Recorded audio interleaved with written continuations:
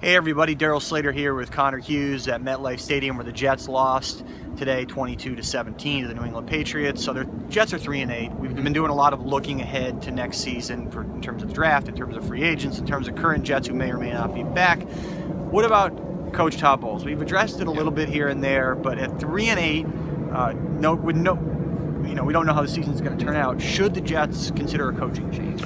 No, that's kind of as bluntly as I can put it. I know that there have been issues with the Jets this year. Everybody knows there have been issues. There have been questionable decisions by Bowles. There have been questionable management calls by Bowles. There have been questionable everything with Bowles. The Jets have had issues, and Todd Bowles has had issues himself. But you don't find success in the NFL by firing a coach after 2 years. You find success by hiring a coach, letting him grow, letting him mature, letting him build his team. Look, at the end of the day, Todd Bowles, this is only his second year ever as a head coach. He's still learning and growing and maturing on the job. The Jets have been bad. Yes, Todd Bowles has been bad, but you don't fire him after 2 years, because if you do, you run the risk of becoming the Cleveland Browns, and you don't want to do that. Give Bowles a chance.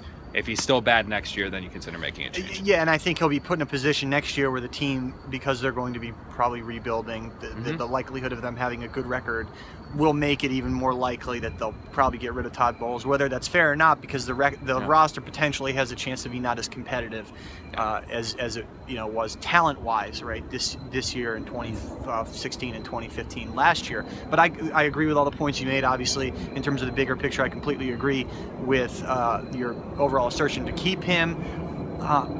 I think you look also at what he did well last year. Yeah. That was one thing.